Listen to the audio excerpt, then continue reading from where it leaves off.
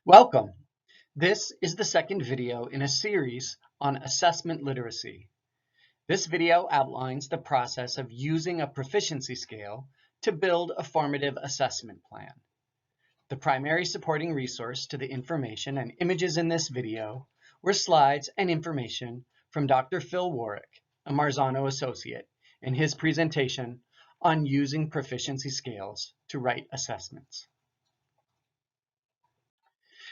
The focus of this video is centered around PLC question number 2. How will we know if students are learning? PLCs must work collaboratively to build a formative assessment plan that aligns to the progression of learning outlined in their proficiency scales.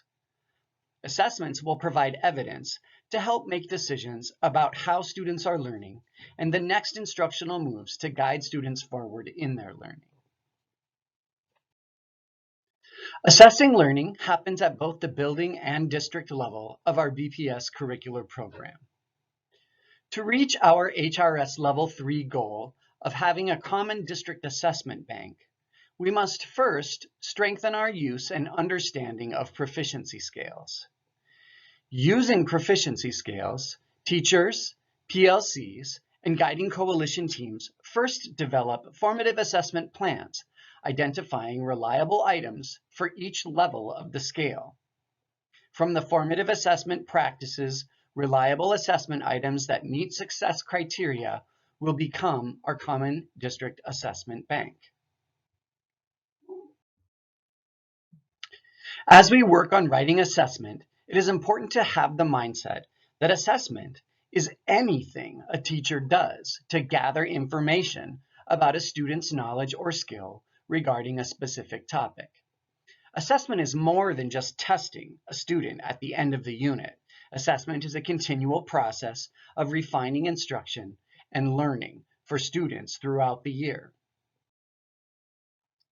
Standards-based learning uses a systems approach to assessment: classroom assessment, interim assessments, and year-end assessments. The learning in this video module will focus on classroom assessments. Classroom assessments provide a precise and ongoing assessment of individual learners, allowing teachers and PLCs to adjust and refine their instruction. The information gathered in classroom assessments is precise and has the biggest impact on moving students forward in the progression of mastery. An assessment plan serves as a blueprint to assess learners throughout a unit or proficiency scale. In the creation of a formative assessment plan, team members decide which assessments to use, when they will be given, and if they will be common, meaning scored collectively. A formative assessment plan reinforces the need for multiple pieces of evidence to make an accurate, reliable assessment of learning. Please note that plans are not static or final. They should be tweaked and adjusted from year to year based on the learners and classroom situations.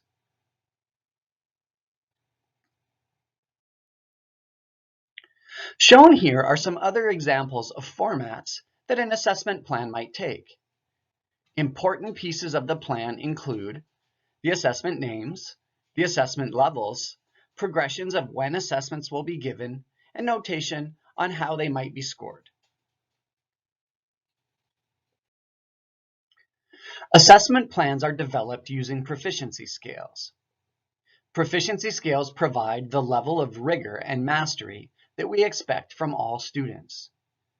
The proficiency scale is integral for outlining the progression of learning from with help level 1 to basic level 2 to mastery level 3 and beyond level 4. Assessment items should be written to mirror the level of the proficiency scale, allowing students to showcase understandings at a specific level of the scale. When writing assessment items, it is important to align the questions with a specific level on the scale. Starting with the basic, a level 2 item should demonstrate knowledge and recall by asking students to show simple or basic skills. For level 3 assessment items, the student should be applying the knowledge and skills through strategic thinking and reasoning aligned to the rigor that is articulated in the standard. Level 4 assessment items ask students to extend their thinking to a place of synthesis, design, and personal utilization of the skills or knowledge in the standard. The Webb's Depth of Knowledge chart can be a useful tool for aligning the rigor of assessment items to levels of your proficiency scale. We recommend referring to this resource as you go about the work of writing assessments. Assessment questions may use the same verb that is listed on the scale, or you may wish to explore using different verbs to expand and hone your assessment items. Assessment items and plans are developed using proficiency scales.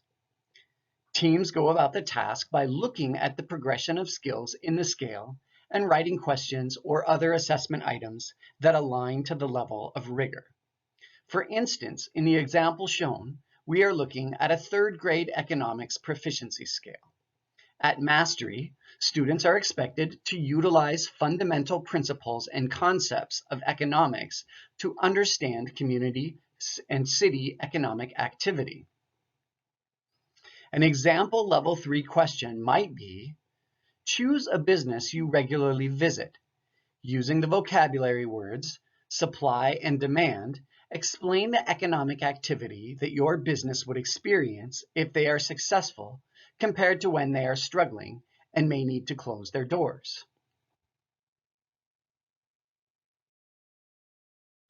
In this example, we are looking at an 8th grade proficiency scale.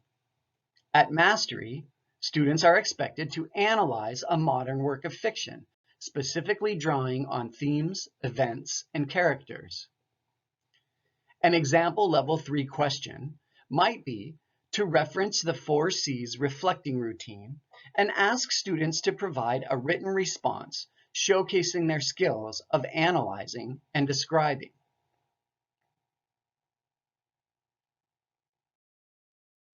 One way to assess learners is through formative questioning. Formative questioning is an informal assessment technique that can be utilized throughout instruction to gauge next steps for learners. Typically, learning continues and often grows throughout formative questioning. Slide decks are a great way to store assessment questions. This allows you to separate each question, pinpointing a specific learning target. Slide decks can also be loaded into a learning management system where students can interact with the questions and create a portfolio of their learning. Another familiar way to assess learners is through formal questioning, or most commonly named tests and quizzes. Summative questioning is more formal and often becomes an event at the accumulation of learning activities. Summative assessments are often longer and have questions at many levels of the proficiency scale. They are a tool used to gauge the level of mastery at the end of a learning unit.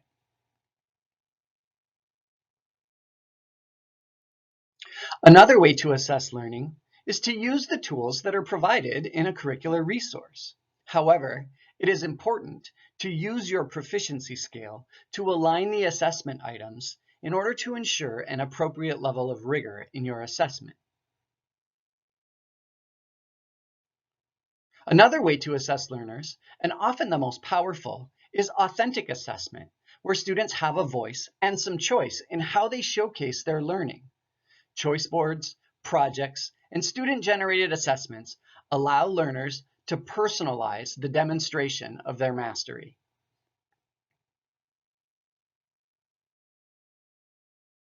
Observation is another powerful, uninterrupted way to assess learning. The important piece about observation is to be prepared, having a way to take notes and know what specific skills you are looking for. Observation is a great way to assess reading fluency, for example, when you are looking for numerous skills at once. It is also a way to collect ongoing data for speaking and listening or other performance standards over a long period of time. This table represents a tool that may be helpful in guiding a PLC or educator through the process of writing a formative assessment plan.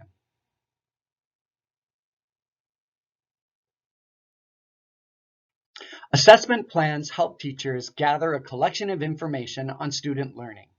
Multiple tools, methods, and types of assessment help in drawing an accurate, precise picture of a student's skills and understanding.